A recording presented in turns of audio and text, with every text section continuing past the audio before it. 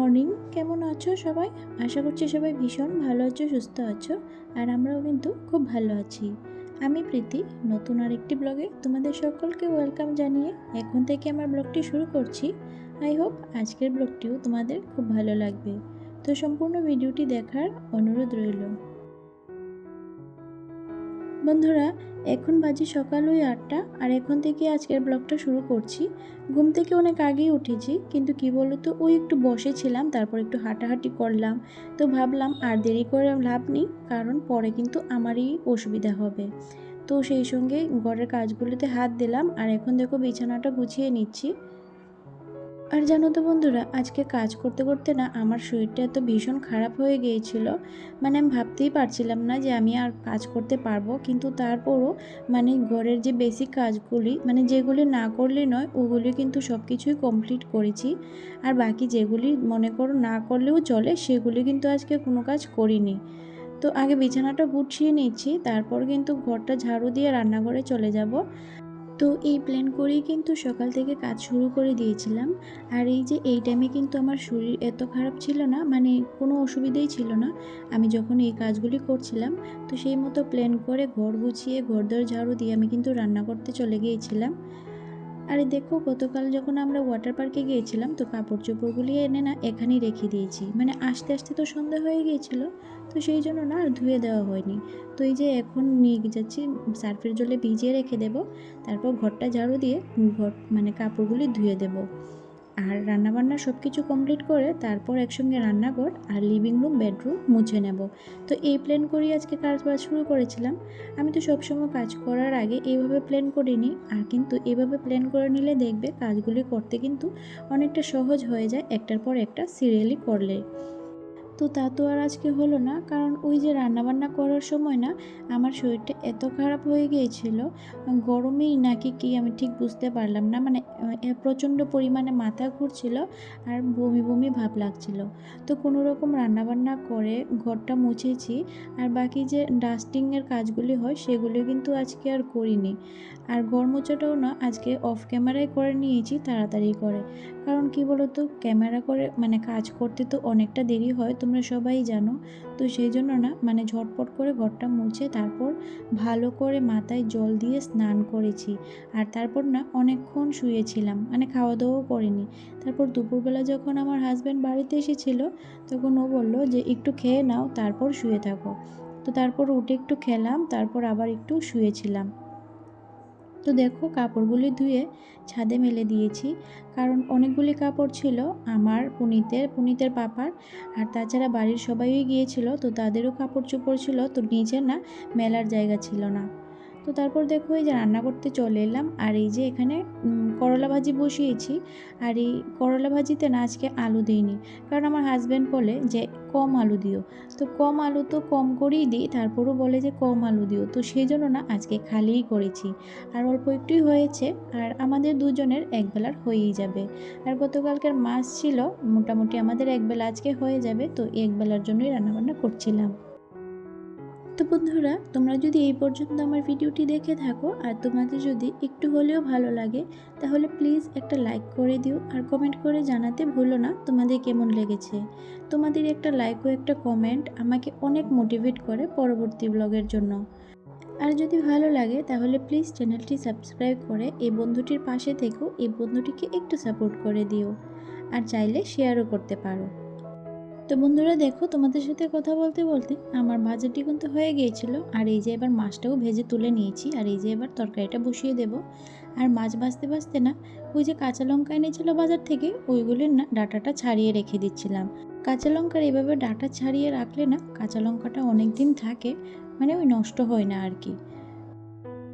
তো আমার লাস্ট ব্লগে ঐন্দ্রিলা চক্রবর্তী দিদিভাই কমেন্ট করেছিলে যে আমাদের ফ্যামিলিতে সবাই একসঙ্গে থাকি কিনা বা একসঙ্গে খাওয়া দাওয়া করি কিনা।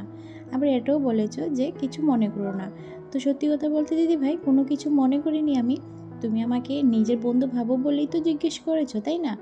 আসলে দিদিভাই, আমার হাজব্যান্ড তারা না 3 ভাই। তো 3 ভাইয়ের মধ্যে আমার হাজব্যান্ড ছোট, আর বড় 2জন ভাই আছে। তো আমার বড় ভাসুর আর আমরা এক বাড়িতেই থাকি, আর মেজো ভাসুর উনি আলাদা বাড়ি করে নিয়েছেন, তো উনি ওইখানেই থাকেন। আর আমার বড় যা বাড়িতে থাকে না, আমার বড় যার ছেলে মেয়েদের পড়াশোনার জন্য বাইরে থাকেন।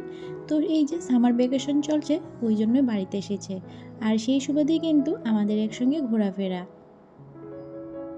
আসলে কি বলো তো, এক বাড়িতে থেকে একসঙ্গে খাওয়া দাওয়া করে ঝগড়াঝাটির থেকে এইভাবে আলাদা খাওয়া দাওয়া করলে কিন্তু অসুবিধা হয় না।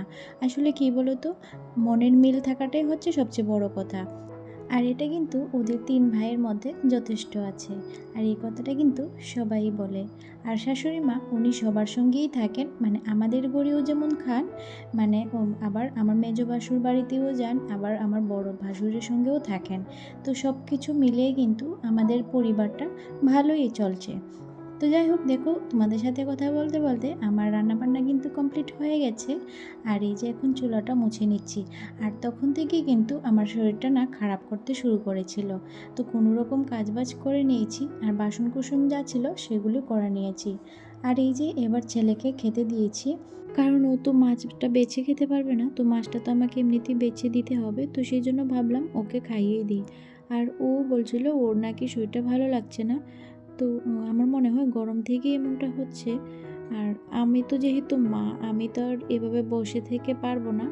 তো সেই জন্য ভাবলাম খাইয়েই দিই। আমারটা তো আমি সহ্য করে নিতে পারবো, কিন্তু ওরটা আমি একদমই সহ্য করতে পারবো না।